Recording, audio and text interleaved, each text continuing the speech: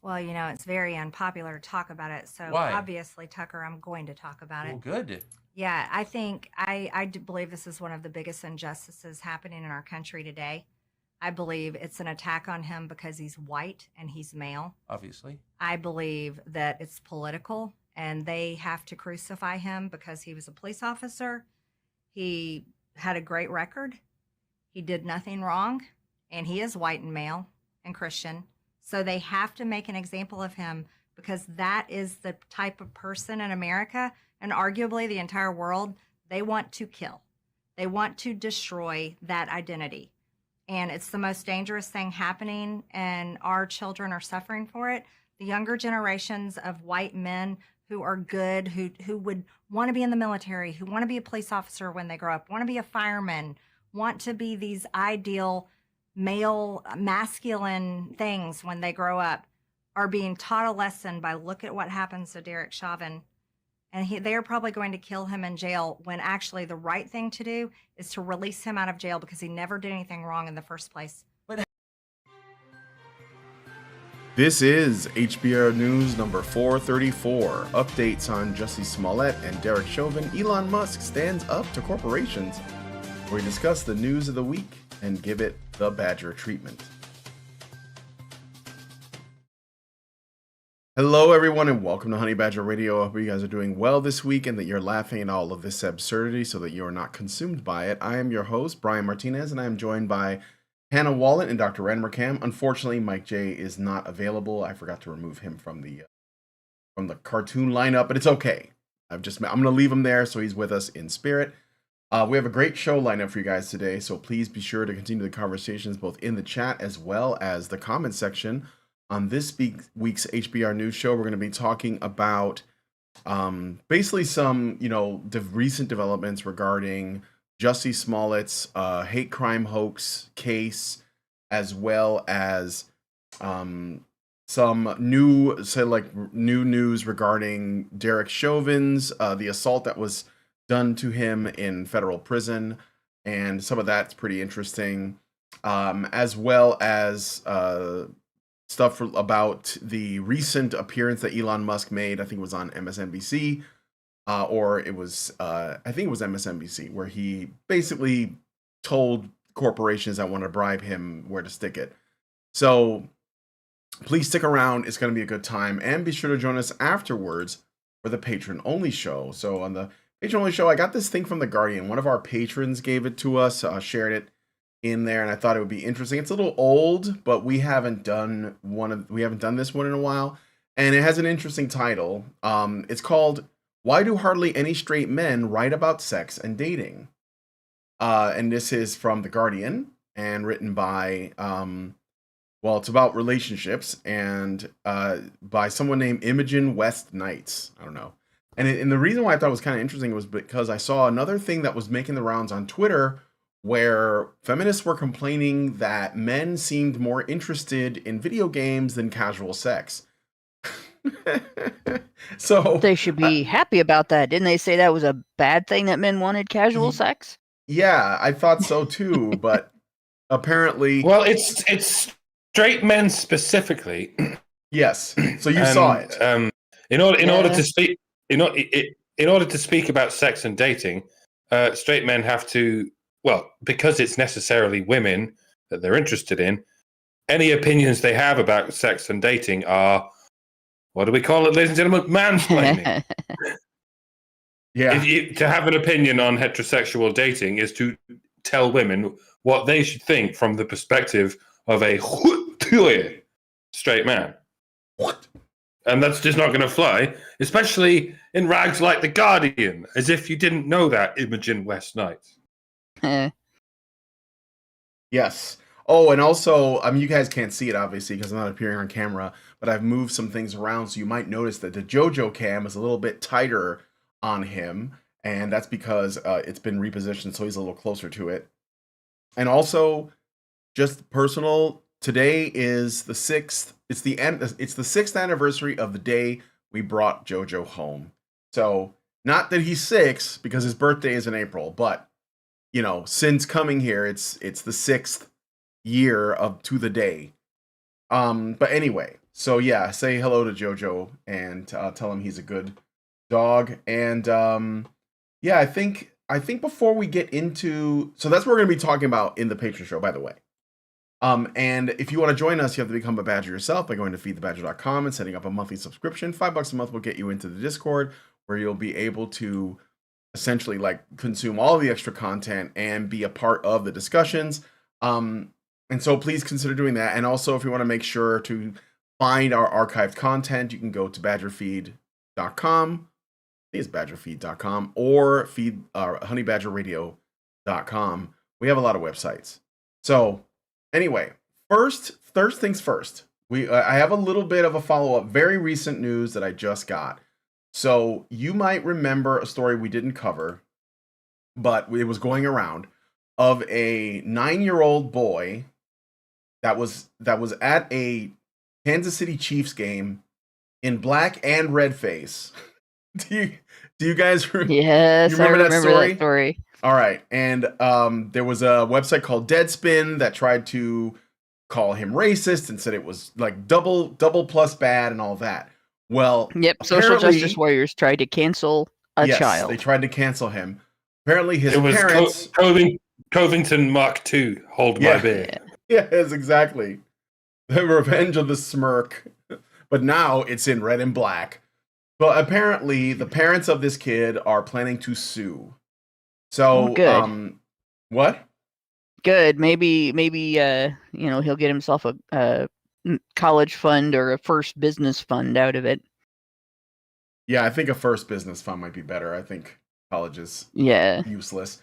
But so yeah, I just wanted to let you know that the 9-year-old clan grand dragon, or whatever they're saying he is going, his parents are going to be suing Deadspin and basically anyone else who slandered him in the media.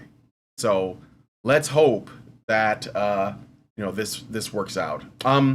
And before we continue, one other thing is I did get a super chow from Meredith G, so I'm going to go ahead and highlight that really quick.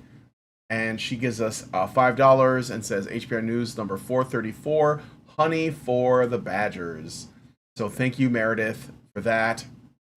And also, I wanted to also say that, the folks over on Rumble, what's up? Shout out to the Rumble gang, and give me some cool doges in the chat or whatever. So that we can keep this going. Also, be sure to smash like, and we're going to get into the stories now. So, all right. So let's start with Jussie Smollett. Here we go.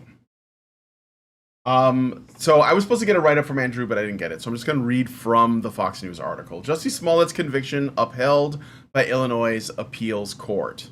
Okay. An Illinois appeals court upheld actor Jussie Smollett's conviction for a staged hate crime in an opinion filed on Friday. The decision was 2-1, with Justice David Navarro and Justice Mary Ellen Coughlin agreeing. Judge Fredrina Lyle dissented, according to court documents obtained by Fox News Digital. Smollett's legal team will file an appeal with the Supreme Court.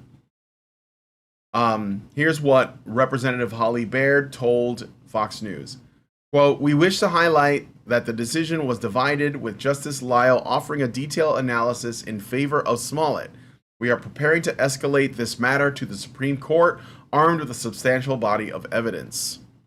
Special Prosecutor Dan K. Webb shared a statement following the appellate court's decision to uphold the conviction. Quote, "As the appellate court noted, Mr. Smollett challenged virtually every aspect of the prosecution, and the appellate court correctly rejected each and every one of those challenges," Webb said. "Today's decision is a validation of Winston and Strawn's tireless work on this matter and a resounding victory for justice. We are proud to have prevailed in a case that we believe can help restore the public's confidence in the Cook County justice system." Good luck with that. A jury previously found Smollett guilty on 5 of the 6 charges of disorderly conduct after a nearly 2-week trial in 2021. Smollett, who is black and gay, in case you guys don't know, I think he's told us a few times, reported to Chicago police that he was the victim of a racist and homophobic, because he's black and gay, attack by two men wearing ski masks in January of 2019. The manhunt for the attackers soon turned into an investigation of Smollett and his subsequent arrest on charges that he had orchestrated the attack and lied to police about it, which there is like video evidence of, because the two men he hired to do it put out a whole video and everything explaining exactly how it was done and what they did. Smollett was sentenced to 150 days in jail following the conviction. The actor was also sentenced to 30 months of felony probation, restitution to the city of Chicago in the amount of $120,106, and a fine of $25,000. During the sentencing hearing, Smollett maintained his innocence. "I did not do this, and I am not suicidal. And if anything happens to me when I go there, I did not do it to myself, and you must all know that," Smollett said. Smollett reported to jail on March 10th of 2022 and was released 6 days after pending his appeal. Basically, he was trying to get out of it. It looks like he's not going to, despite, by the way, all of the crazy corruption and the fact that he has friends that work in the DA's office, like Kimberly Fox, who is the district attorney of Illinois, or of the Cook County area, whatever you want to call it. And yet, I guess it still wasn't enough. So, any thoughts on Jussie getting justice? I like the idea of holding people, legally accountable for false accusations, even when those accusations are leveled at, no one in particular, except fictional Nigerian brothers and I guess Trump. Thankfully, there aren't more cases like Jussie Smollett, at least as far as we know, right? But I'm left wondering how many cases there are on a regular basis of people lying about, sexual assault in a similar way, fabricating a crime that ends up wasting significant police time. And when I say people, I do of course mean women. And we're back at the old question: should false grape accusers get the same sentence as their would-be rapist? And one arguable case for no is that it would discourage the liars from ever coming forward with the truth after the event of a conviction. And if they don't come forward with the truth, then justice will never prevail. And it's better to keep a guilty woman free than it is to keep an innocent man in prison. And so that I say, okay, but what do we do when we know for a fact that she lied? When the facts prove that she lied, regardless of her testimony? If something can be done about the liars and frauds who would otherwise never have come forward, then whatever it is, it should be done. Same goes in this case. If Jussie Smollett had got away with it, everyone fell for it, hook, line, and sinker, and no one could disprove anything. What do you think of the chances that one day he'd turn around and go, "Yeah, sorry, I was just clowning, y'all. My bad, none of it happened." Yeah, no, not a blip of a chance. The dude's banged to rights right now, and he's still not admitting it. If anything, there should be an even greater punishment for guilty people who plead not guilty. Oh wait, yeah, there is. That's the whole point in pleading. But yeah, you're supposed to leave it at guilty or not guilty, not go off on a tirade like you're being set up by the mafia or something. And yeah, he's insisting that he's not suicidal. Fuck off, Jussie. You're not getting suicided by anyone except whoever it was who put you up to this in the first place and doesn't want you snitching. Who was it? Jussie? Was it Kamala? Was it former President Obama himself? Spill those kind of beans and we can really have a chat about liars and frauds and what should be the consequences for their lies and their fraud. But meanwhile, yeah, they're going to kill your ass, Jussie. Once again, the moral of the story is don't do favors for Democrats. It will only result in a catastrophe for you somewhere down the line. It's like wishing on a monkey's paw, except you're the monkey, and that's racist. Disavow, do as you will. I think it's funny that in the context of the false grape accusers discussion, as soon as we're talking about women who have wasted police time and perverted the course of justice, if you're in the UK, or lied to police during an investigation, filed false complaints, and perjured themselves in the United States, they act as though plea bargaining doesn't exist, right? But a lot of men who are falsely convicted during the plea bargaining process when they are deliberately intimidated into confessing to things that they didn't do so that they get a few years instead of double decades, or not double decade. Well, some of them do. Some of them get, I think the longest was 38 years for a falsely accused man. And if I remember right from reading the Innocence Project's website, that was a charge that included a false charge of sexual violence. So, if they don't plead guilty, they risk going to jail for double digits of years for something they didn't do. But they can often plead guilty and get single digits of years for something they didn't do. And it's a horrible, it's a Sophie's choice in terms of your own life instead of your children. Although, they're sacrificing the children of those men as well, given that they're going to grow up without their dad. And then of course they're going to have to deal with the other kids in the neighborhood knowing what their dad went to jail for and everything. And I've had a friend when I was growing up whose father was falsely accused, and she had to grow up with her classmates knowing that in a very small school, knowing that he was convicted. And oh gosh, Jen Bottle, you'll have to look up Sophie's Choice. If I start talking about it, I'm going to end up in tears. Sorry, but it's definitely not something that I'm going to bring any for more discussion about. But yeah, it did cause some of the very statistical problems that we talk about in their lives. I'm not going to get too much into what exactly happened because that's their lives, but they went through a whole bunch of stuff they didn't have to go through because of that. And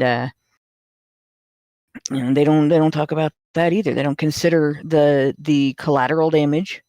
They don't consider like they talk about it victimizing accusers who are telling the truth, but accusers who are telling the truth aren't victims of false accusers because an accuser telling the truth can present evidence. As long as they don't wait 20 or 30 years to bring a case, which I think is more indicative that the accuser is not telling the truth. So, like with Smollett, the idea that this is going to restore faith in the system is bull. I think they even offered him a deal, plead guilty to this, and we won't go so hard on you. And he decided to be a showman about it and try to get out of it, thinking his friends are going to rescue him. And I don't know how he thinks he's gonna get away with it, because they do have him dead to rights. The evidence is out there. His collaborators confessed, publicly to what was done. I think they even showed the check that he wrote on the news. So it's to the point where he's just fucked. And and that's pretty much the way it should be with all false accusers. But at least it's going to be that way with this one, probably because he's not a woman. Yeah, there is that. That's for sure. But again, he I guess he thought he could get away with it like a woman. I don't know. But Countdown to him identifying as a woman. Yeah, yeah. And again, it is still false allegations against, sure, an abstract notion of like, America or Trump's America or whatever. But it needed to be shined a light on. So I'm not Yeah. expecting like anything major, but I just thought, we just should have the update on what's going on. It's I guess it's better because he's not just getting off scot-free, despite how many friends he has working in the government of Chicago. Um, I guess there's that. And then again, like maybe they'll secretly, take care of him. So if he gets off early or if he gets a cushy, like prison sentence or whatever, no one ever learns about it. That may also happen. So, but the point is, I guess, if anything, don't lie, kids. It's wrong. Like that's it. Especially to destroy someone else or like I don't know a create a kind of faction war along ideological lines. So but anyway, I don't if there's nothing else, we're gonna move on to the next story, which is I think is a little bit more it's heavier in terms of like how important it is. But there I think there are things that let's sort of tie these things together. But anyway, let us know what you guys think about this in the comments. I am looking to see if there's any super chats or anything like that. I don't see anything yet. But again, feel free to send us a super chat or a super chow or a rumble rant or whatever. And we will endeavor to read it on the air in between stories. So, all right, moving on to the next one. We're going to talk about Derek Chauvin. So we covered this last week, but there's more news that has come out since. So more details have emerged surrounding the attempted murder of former officer Derek Chauvin while in prison. Chauvin's attacker has been identified as John Tursak, I think that's how you say it, age 52. Tursak is serving a lengthy prison sentence after working as a money collector and drug dealer for the Mexican Mafia, a group that predominantly holds power in the West Coast and Southwest United States, especially within prisons in those areas. Tursak also worked undercover as an FBI informant for a period during his time, but the FBI eventually dropped him due to his continued drug dealing and authorization of assaults. In 1990, he killed a man while incarcerated at Folsom State Prison, and in 1998, he helped orchestrate the killing of another man. Initially, Tursak told prison staff that he intended to kill Chauvin and would have done so had he not have been stopped. When interrogated by the FBI, Tursak said that he attacked Chauvin on Black Friday because it was symbolic of #Black Lives Matter and the symbol of the Mexican Mafia, which is the Black Hand. But while speaking to the FBI, Tursak contradicted what he said to prison staff and stated that he never intended to kill Chauvin, but that he had been considering attacking him for several weeks. He currently faces charges of attempted murder, assault with intent to commit murder, assault with a dangerous weapon, and assault resulting in serious bodily injury. Greg Erickson, Chauvin's attorney, has expressed frustration for a number of reasons in relation to the situation, stating, quote, "The fact that it happened and he got stabbed 22 times, so he was stabbed 22 times, supposedly under their protection, is evidence that they weren't taking the obligation to protect him seriously. We are hearing second and third hand from news agencies. It's incredibly frustrating," end quote. I mean, frustrating is putting it lightly, in my opinion, but Erickson also mentioned that Chauvin's family was not notified of his attack until well after the fact. Chauvin's legal team is attempting to get him transferred to a safer prison. In the meantime, Chauvin is recovering and is now in stable condition. The shadiness of all this is above surface level. It almost doesn't matter how premeditated it was. Doesn't matter. The bizarre idea that Black Friday is symbolic of Black Lives Matter. And it doesn't have anything to do with that. Yeah, it's just a word. All that someone from the Mexican Mafia would have any interest in BLM.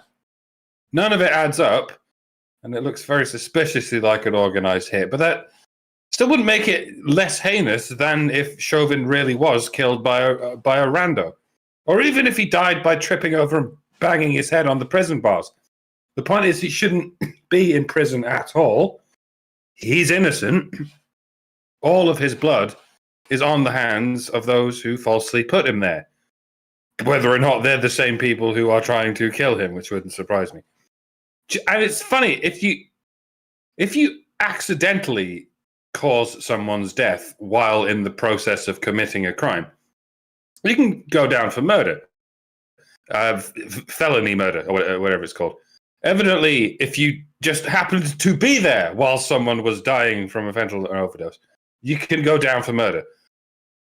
On the other hand, if you stab someone 22 times with clear and obvious and confessed intent to kill them, then you can get off with attempted murder just because you failed to finish the job. I know, okay, I guess consequentialism is just as valid an approach as retributivism, depending on where you stand. Personally, I don't think incompetent murderers should get lesser charges than competent, well, unlucky people. And that's all Derek Chauvin is. He did his job. He did exactly what he was trained to do. But on that day, he was very unluckily caught between a black guy and a camera. And now he's in prison, surrounded by actual remorseless murderers, many of whom would love to go down in history as the man who took up arms and avenged the good name of His Holiness St. Floyd, you know. And why wouldn't they? They're already in prison. This guy's going to have a trial for this attempted murder. And what happens if he's found guilty? The same thing that happens if he's found not guilty. He goes back to prison. If you already expect to be in there for life, and yeah, only had 3 years left on his sentence, but something tells me he wasn't confident in that. And then you have nothing left to lose. You're effectively above the law at that point because there is no more law to be below. It doesn't seem fair to lock those kinds of people up with innocent people. They should have separate prisons for people who are innocent. Hey, how come no one's thought of that yet? Oh, I'm a genius. It'll be interesting to see what happens in the trial of John Tersak. I wonder if he's miraculously found not guilty, and then just like that, he's up for early parole on good behavior, perhaps. The good behavior being what he was told to do, whom he was told to shiv in exchange for his freedom and perhaps a Beverly Hills mansion, all by some shady character in frumpy overalls and a fake mustache, who's no stranger to weird shit going on in a prison with no cameras on. Or I guess there were cameras, and maybe we'll see them, or maybe we won't. Or is any of that a thing that happens? I've been watching too many movies. There aren't actually evil people behind anything, right? Yeah, no mind. Derek Chauvin did kill himself, and he also killed George Floyd, and he killed John Tersak. Why not? And John F. Kennedy. And he was at January 6th, and he killed democracy, too. And he crucified totally. Jesus. And he'll kill all of you in the future, even after he's dead. Be sure to scare your children with stories about him for generations to come. Build a very straw effigy of him and burn him every year. You never know when you've got a 1,000-year tradition on your hands. Good luck, everyone. So this Fed who did this his Well, he was a story criminal would be a that lot. was basically made into an informant, I think. Yeah, so basically he's a Fed. Like he's an informant. He's as good as a Fed. He probably would have had a much more believable story if he had just said that he targeted him because he's a cop, because that happens to every cop that goes to jail or prison. The other prisoners hate them and will target them because of who they are and what they did for a living. And it would have been totally believable that, somebody who was manipulated into acting as a Fed in the past would just hate him for being a cop. But he didn't say that. He started going into this whole, Black Lives Matter thing. And, unless he's a black Mexican, which is possible, I don't see a connection. Right? It just doesn't make any sense. A connection between what? between the Mexican mafia and Black BLM? Lives Matter. I don't No, think they care that much symbolically, I about each guess. other. But You yeah, know, unless, like I said, unless they're black, which is that there are black Mexicans, so that's a possibility. But it just doesn't make sense otherwise. And the whole Black Friday thing, throwing Black Friday in there is just absolutely hilarious because that absolutely has nothing to do with Black Lives Matter or skin color at all. It's about taxes.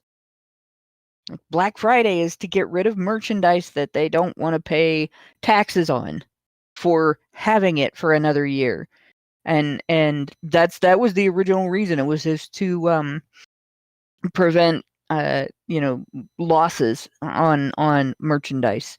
So they would rather sell it cheaper than what they paid for it than have to deal with that. But the whole thing, something about this just stinks to high heaven, and it'll be interesting if more information comes out. Not that I expect that to happen either. Can't trust that either. And you never know, because who's going to be reporting on it? The establishment media, and everything they say is likely a lie. So there you go. yeah. Well, the only thing I would say is that, in terms of the motive for doing this, I could see how a criminal would feel like Derek Chauvin had to die and would try to murder him in prison. I think that when they sent him to prison, the goal was that he would die in prison. And that's why I think they were lax on security. And it only takes one nut job. I think the justification is, I mean, it's not logical, but it's certainly plausible that because I don't know what the rational case for stabbing someone to death in a prison is. I don't know that there is like he chose Black Friday. Well, I mean, and he it can stands in happen for solidarity with anything BLM like and all that. cigarettes. Yeah.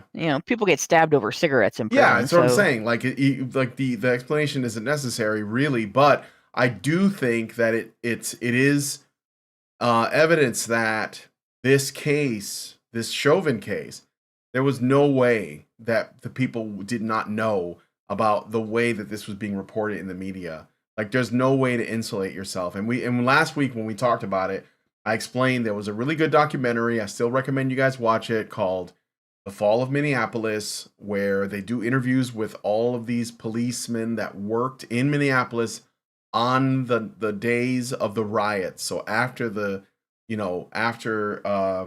death of Floyd, but all of the stuff around it, and all of these things that you are not told by the media.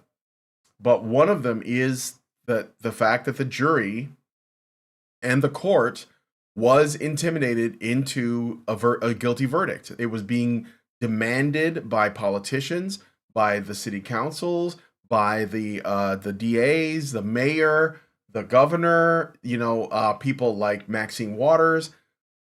So this was not something that, like, normally when a jury is, when a jury is making a decision about a case, they're supposed to be sort of isolated from it, so that they don't have like a bunch of noise that could interfere with their decision. But this case, that was impossible. And I think that not only is it impossible for people outside, but people inside. I think that it wouldn't have been, you wouldn't even need to send like a carrier pigeon to the prison where this guy was to tell him who was going to be there and what that person did and what you should do to them. I think they would just see it on TV. I think they would just hear it through word of mouth. I think they would hear it from security guards or prison guards or whatever. And one guy said, I'm going to do this because, and I think honestly, groups like Black Lives Matter and Antifa, they attract criminals. I mean, they attract criminals. Like this is, so it's not a surprise. Like, look at the kind of people that Kyle Rittenhouse had to fight off. There was convicted pedophiles and violent offenders. Antifa are violent criminals, like most of them. I'm just telling you. And BLM and Antifa, they're not really that different. There is this mostly the same. The only difference is that BLM has or had it had better PR because there were like, you know, suburban soccer moms that were like, I think Black Lives Matter. I'm gonna march. I mean, they weren't like assaulting people and burning down cities, but when it came to the media reporting on their actions, they could look at the soccer moms and the you know, the sort of local people that are not violent and say, oh, this is what it really is. It's this sentiment, and it's expressed in this way. It's like there's no, you can't like look behind to see what's really going on. And by the time they figured out that, you know, the founders of BLM and all of their supporters basically just made off like bandits with billions of dollars in support while they were like pushing essentially commie propaganda.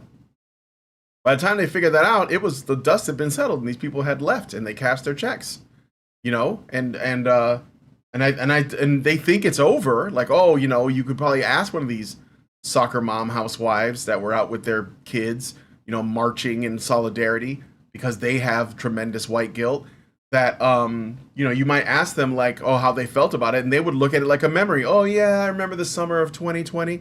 Meanwhile, the cities, they're not going to recover for decades. Like Minneapolis is done. It's done. There's like, you know, it's destroyed. It's basically a crater. But I hope you feel good about yourself.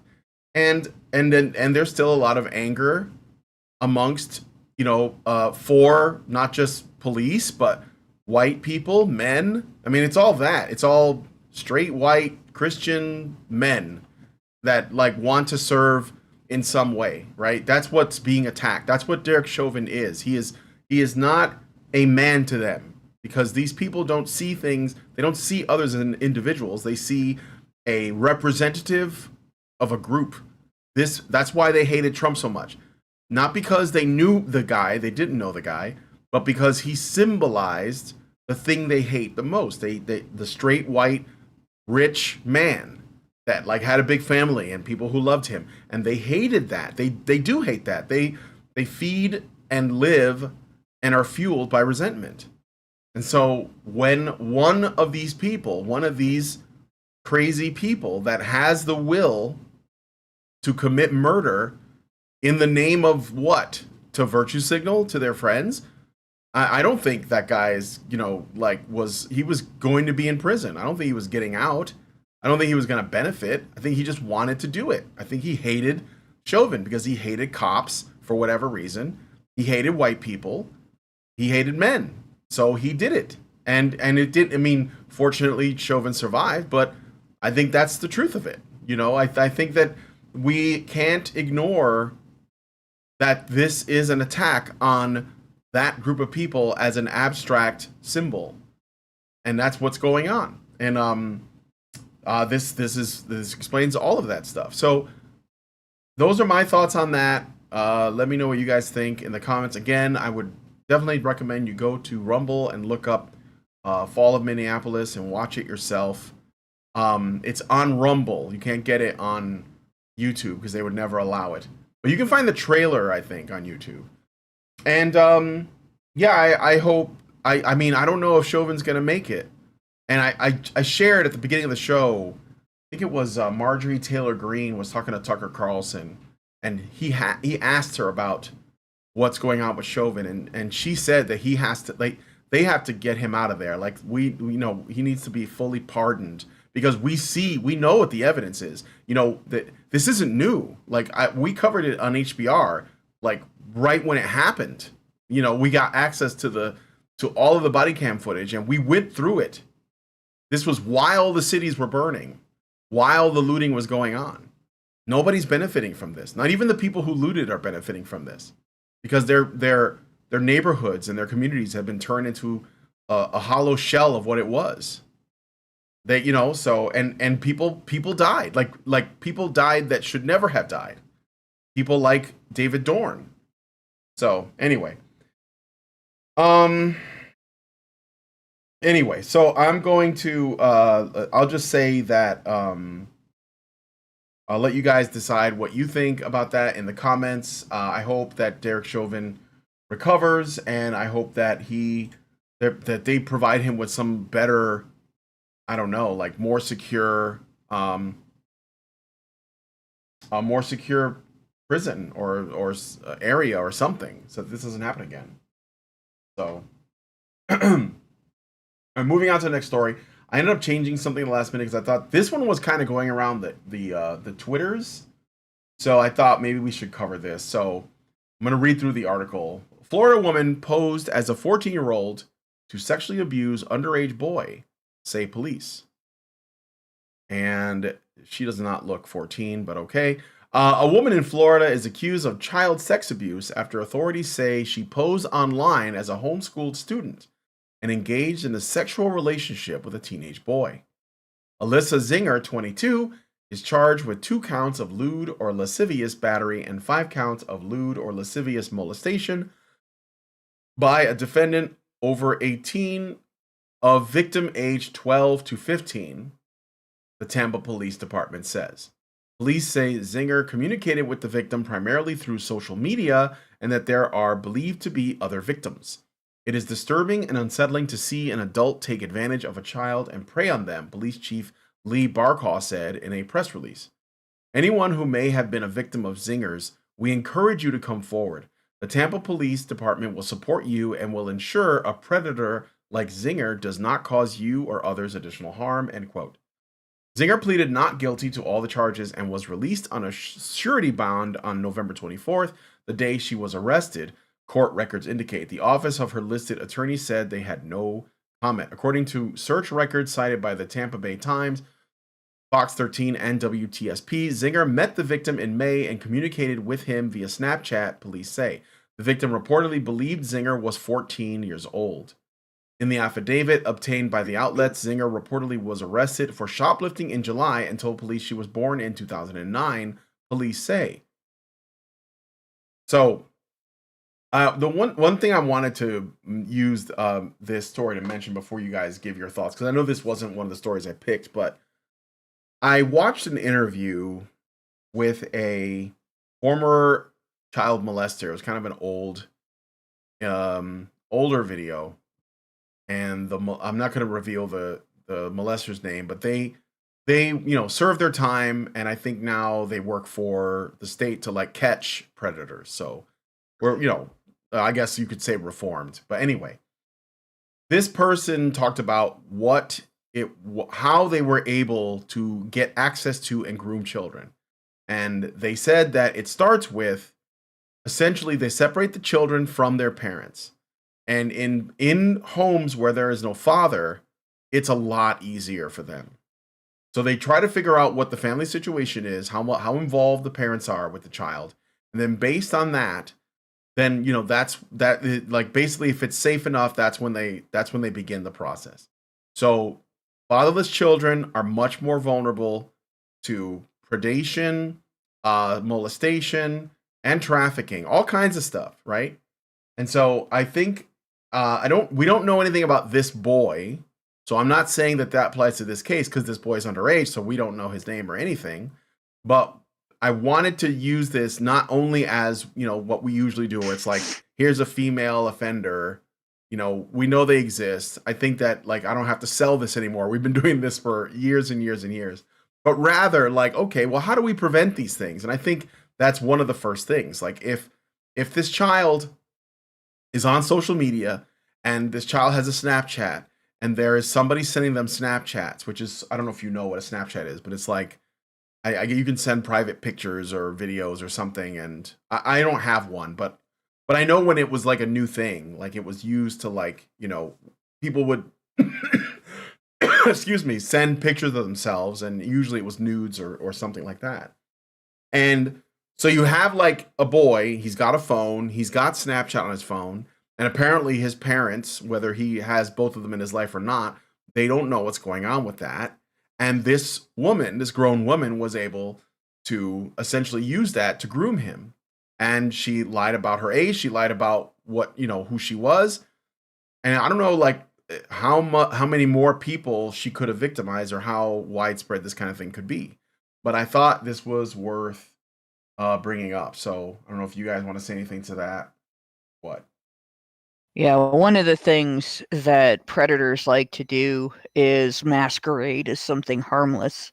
So she had to throw in being homeschooled in there because most of the time when you're talking to somebody that's homeschooled, that's a kid whose parents are, some sort of conservative or fundamentalist religious person that they have an objection to the school. It's not usually because the kid has a behavioral problem. So even if the parents had a lot of involvement in the kid, they may have just automatically trusted this complete stranger's word. I'm a 14-year-old homeschooled kid. Oh, well, a 14-year-old homeschooled kid would never do anything bad, right? But your kid's on Snapchat.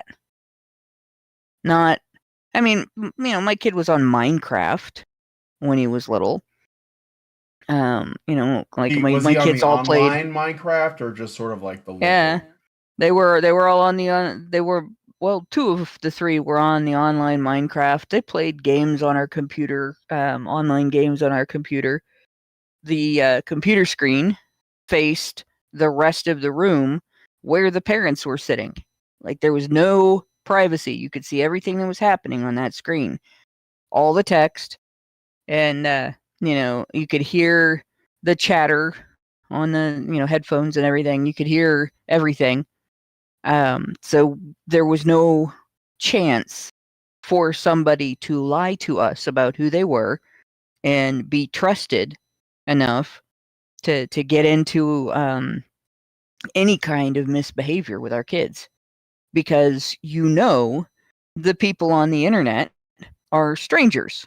You don't know any of those people. You make friends with people for Facebook games. You make friends with people for all kinds of other things. Chat rooms still exist, I think, and like all of that. There's a site called, I want to say it's Roblox, that the kids all really like. Roblox. Yeah, I've And heard of it. It has been sort of outed as having a unbelievably huge predator problem. Oh, I bet. Yeah, I bet. And Really there's young been some kids play guys on that have made some Roblox. videos. So Yeah. even if a website is designed for kids specifically, there is absolutely nothing wrong with your child having zero from the parents privacy on the internet.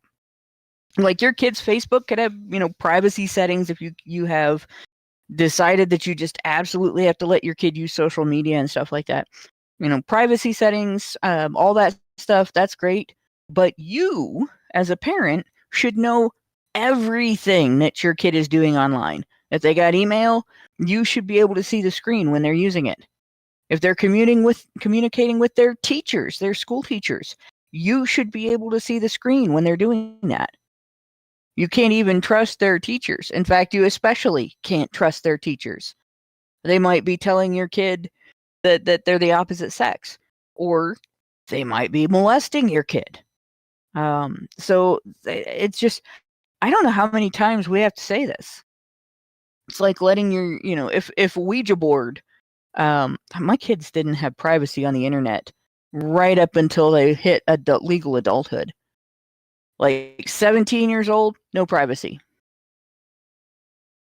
Right? And then, lots of advice as well. And the older they got, the more we could talk to them about, this is what's dangerous about it. Think about it this way. Like, imagine if a Ouija board is 100% real and everything about it works as advertised, and except, everything that you come into contact with could just be a demon that's lying to you, and it can come through and get you. Like, the internet is like that, in that people can find out where you live. It's really not hard. People can find out where you go to school.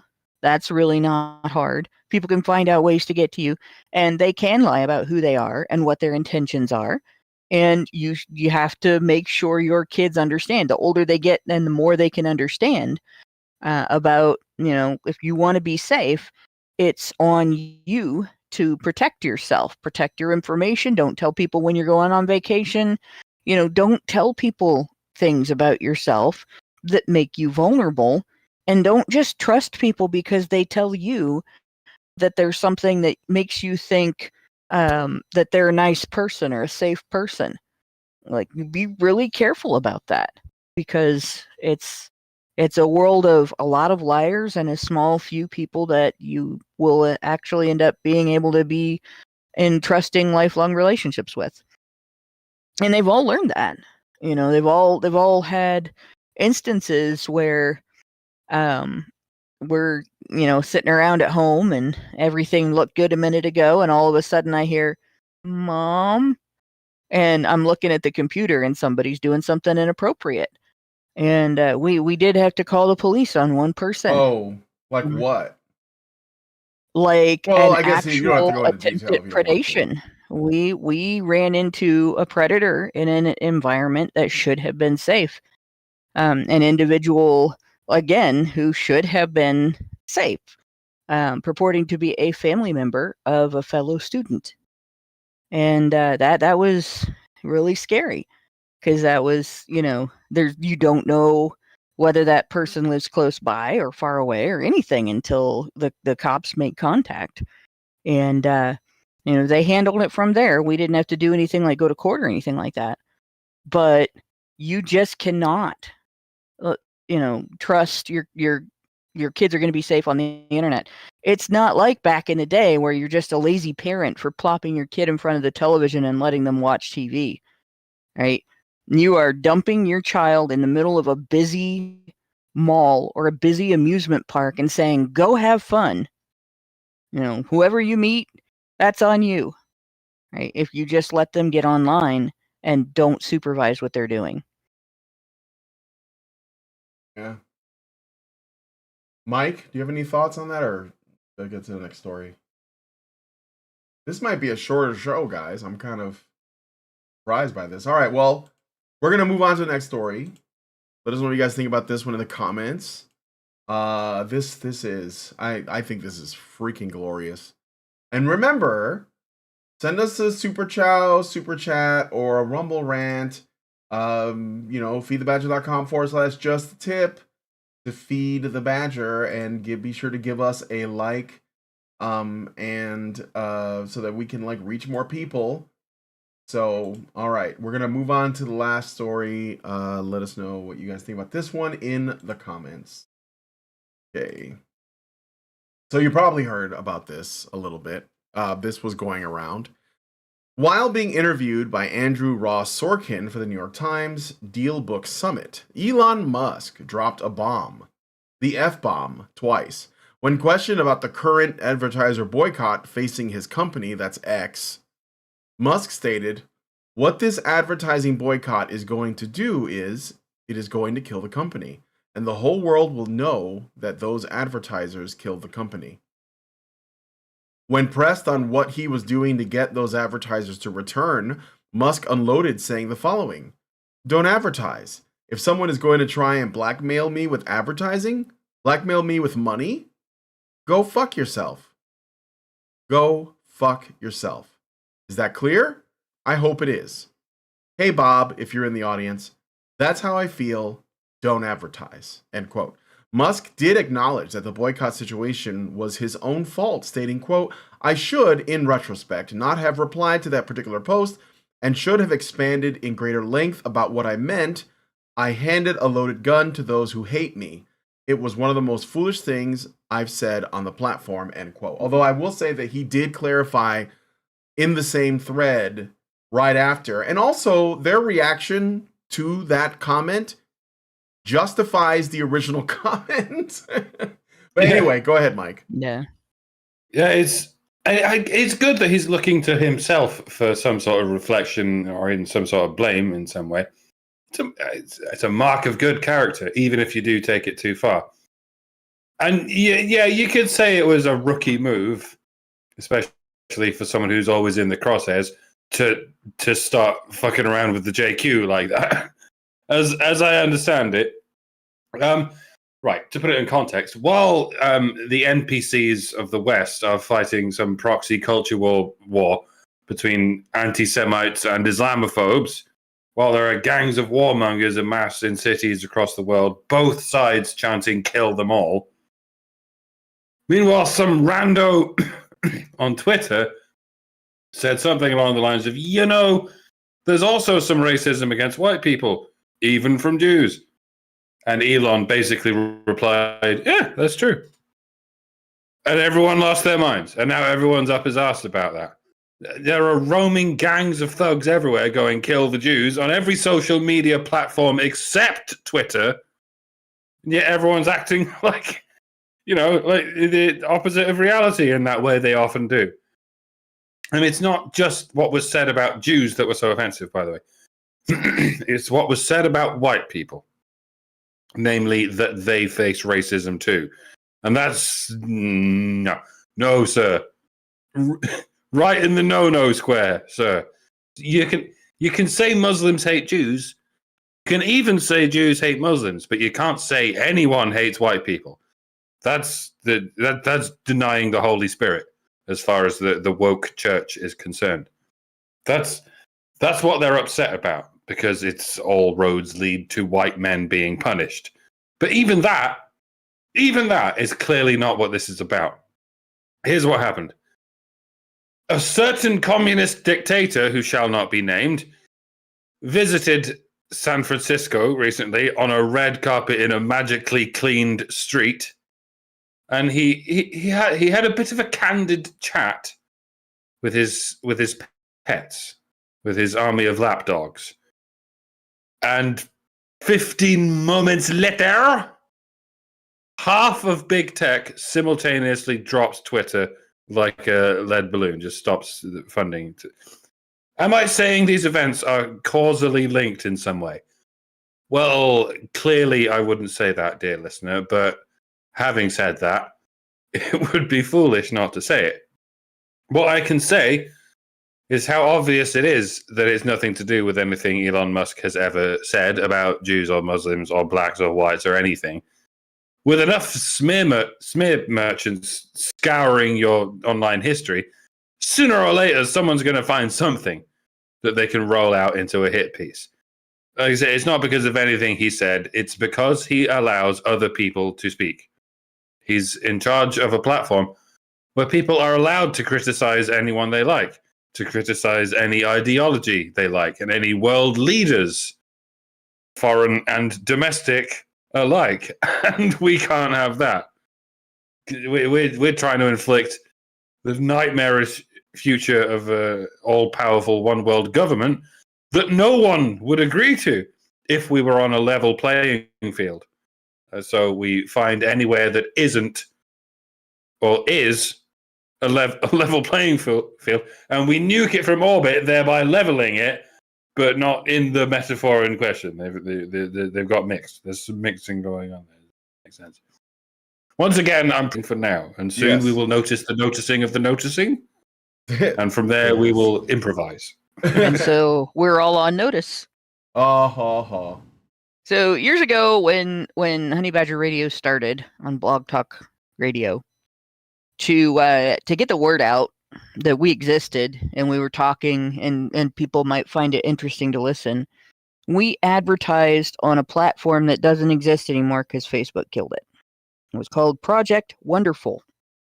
And one of the neat things about Project Wonderful was that anybody could use it. You did not have to be Disney to be able to afford to advertise on Project Wonderful. You actually, I had ads that I spent like maybe $20 on an ad and got results. And it was very effective and very useful to be able to do that. Twitter could easily create a system like that for ads on Twitter, where you can promote a tweet for an inexpensive amount. You can promote it so that it's only promoted a little, but it's still promoted. So you increase your view count based on this ad, just to get people to see something that you've said. And I know that there would be people that would use it, because there are people whose whole reason for using social media is to get those likes and reposts or retweets or whatever different types of social media call it, in hopes that something will go viral and so on. And And in, there used to be, probably there still is, but there used to be a whole world of instruction online on how to make your video, your website, your article, your blog post, your social media post, whatever, go viral by using social bookmarking. There were actual websites where you could go and find the top 500 on Twitter. You didn't have to rely on any business advertising. He doesn't have to rely on any big platforms, anything. Like, he could turn around and create. Oh, that's interesting. So our sound is off now all of a sudden. Well, I think no, but I'm showing that it's working on my OBS and my connection is good. Are we recording? Because somebody said that they thought that our sound cut out, but then they said they could hear us again, so we should be fine. Okay. So I mean, if Musk really wanted to, I guess, run a coup on the advertisers, all he would have to do was create a tiered system, or a system where, instead of having the bottom level of advertising where you have to pay $100 for a large result, pay a small amount for a small result. Lots of people would pay for that. Lots of people would buy that. And he would not have to worry about relying on any big advertisers, because he would get a shitload of small advertisers. And it would become useful for people with small businesses. It would become useful for narcissists. It would become useful for people like us who, like, there are times when I have something very blunt to say that I just want to get across to a lot of people and make them think, and I would do that. I would occasionally pay for a tweet to get more engagement than it gets just within the echo chamber of people who follow me.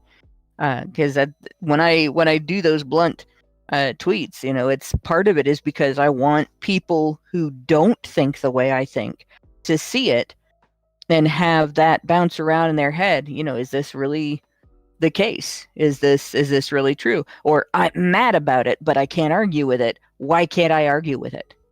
That kind of thing. And that's what really needs to happen. Not bowing to Disney, not going under because of Disney, but appealing to the common person that can pay $5 here and $5 there to slightly increase their engagement on the platform. And I think that would actually be more successful than relying on, I don't know, Gillette and Budweiser and whoever else won't advertise on the platform because, he said something that they disapprove, or he allows other people to say something that they disapprove. Fine. Put it to the people. Let the people pay to advertise. See what happens. Yep. Yeah, I think it's a big plus in that he did that. I think that as this gets crazier and crazier, more and more people are going to speak out, and I think that a lot of times these, and it's not just Disney. It's like, all of these like DEI cowards. They're going to like try to get everybody else online, and I think it just starts with one person saying, go fuck yourself. And of course, Elon's not the only one, but I mean, he's the one that's going to make the most noise, or at least one of them. There was also the UFC guy, I can't remember his name, but he also did that. And I mean, we all have to do that. Like, we all have to say no. Don't let them do that to us, because it's like, we're the people they serve. They're not better people. They want to be like, this is the thing that I wish Mike J had put in there, is when Elon Musk said, I thought this was great, because this is something that I've been saying, is that it's something to the effect of, it's really easy to make it look like you're a good person while doing evil, as opposed to somebody who's actually doing good. Like, he said that, he's done more for the environment than everyone else on Earth combined, and yet he is the bad guy, right? However you feel about, what about the environmental thing or whatever, But Elon Musk he made a solution that everyone else followed after he started it with the electric car. And he has therefore made, if that is like how you measure, doing like good things, he has done more than anyone else. But because he wanted a platform that was for free speech and was attacked for it, and when somebody pointed it out, then they came after him even more, which only reinforces the belief, the noticing that I've also been noticing. And then like what, like it just proves what's happening. Like this is why this sort of thing is, I think it's great and I think it's necessary. So anyway, let us know what you guys think about this. I did get a super chow, a big one too, from Zeranx. Let me just go put it on the screen, although we're probably not gonna be able to read the whole thing because it's not gonna display, but I'll read it here. He gives us $10 and says, I said it before, government needs to be kicked out of marriage and family. That should be the domain of the family and only the family. Government involvement has made it so things like this can happen. We know that women are the primary risk to their children. Tommy Sotomayor has said in the past that fathers may be best to feign apathy for their kids, depending on the situation, because seeking custody might have a mother kill a child rather than give the kid up. Remember the relatively recent case of Jonathan Vanderhagen from Michigan, where he was jailed for Facebook posts and his son died in his mother's care. Tommy wasn't talking about this case when he said what he said. If I remember correctly, he was talking about a case where a woman put her baby in the microwave.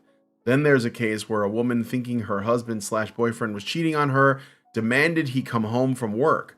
She killed their son and said their daughter was next. Moving marriage and family back to the family requires family involvement. Family involvement means most of them are aware of the goings-on in each extended household. Thank you for that big fat super chow. And yes, I agree. The government should not be involved in marriage. I think that's part of it. I think it would solve like a lot of other issues related to marriage as well. But we certainly need to do something about the courts and things like child custody and that kind of thing. But yeah, well, and the problem is, of course, we are not allowed to see women as potential perpetrators of abuse and violence. For whatever reason, and that's kind of where it starts. And you can thank feminism for all of it. You can thank feminism for that because it created the narrative that men are the abusers. You can't even make a note of the fact that women are a danger to themselves when they're abusive. That they're not smart enough to target people who won't hit them back. Right? Mm-hmm. They pick men that will hit them back. And as soon as you start pointing that out, it's victim blaming. The fact that they initiated the abuse, the fact that they hit first, stops mattering. Mm-hmm. Like it's okay to hit as long as you're a woman. But if your target defends himself, he's the bad guy, and that's the attitude that you get. You can't even acknowledge that self-defense of an abuse victim can make abuse dangerous to the abuser if the abuser is also stupid. Yep. Women are not allowed to be stupid. No, or at least not suffer the consequences for being stupid. Right. And since we cannot admit that women suffer consequences from being stupid and that behavior women engage in can indicate stupidity, we end up increasing female stupidity exponentially. Mm-hmm. And then feminists blame patriarchy for their failings. Yep. Okay, so I got a Rumble rant. I'm going to be putting Rumble Chan up there for when you guys send Rumble rants through now. NobaFan21, and he says, I'm not surprised. Wait, let me read it from here instead. I'm not surprised the anti-capitalist lefties who hate crony capitalism aren't saying a word on businesses pulling advertising from Twitter. In fact, it fits in line with their beliefs. Well, the thing is that these corporations, they agree with them politically, so it doesn't count as capitalism anymore. Yeah, there's no such thing as crony capitalism. It does not exist. There's just here's the problem. Yeah. or there's just capitalism and the lack thereof, because corporations are not, they're not a product of a free market. They are the products of government involved markets, which is basically fascism. Well, And and what they end up doing the- is socialism, because they Yeah. are declaring whole areas of commerce to be publicly owned or need to be controlled in the public interest, and then they get the government to control those areas on behalf of the people. Yeah, it's the same And that thing. is socialism. So it's not crony capitalism. It's socialism, you could say, with extra steps, but it's not even extra steps. Right. They're just the elite in this country. Right. Okay. Thank you for the super chow and the rumble rant, fellas.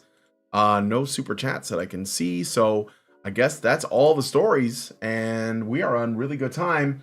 So we are now going to be looking at this article from The Guardian. Also, Hannah, I happen to notice that you have a thing. I guess you did this on the HBR talk, which is the fact-checking MRA's bogus statistics and factoids. Yes. Did you guys do that in the patron show? It's not the patron show. We are slogging through that in the main show. Oh, okay. Yeah, so that's gonna it be is. this It is. Thursday. Yes, it is awful and repetitive. Like, he keeps repeating himself. And he doesn't have any sources that he's accurately reporting from. It's a shit show, honestly. It looks like a shit show. I just glanced at it, and it's pathetic. Do not want. But what do you expect from a male feminist? Of course, it's I pathetic. know. I mean, parking lot Batman. He is missed. But anyway, we are going to wrap it up there and go into the patron show and look at this Guardian article. So please consider joining us by going to feedthebadger.com and setting up a monthly subscription. If you want to check out the free version, you can just go to badgernation.online to check that out.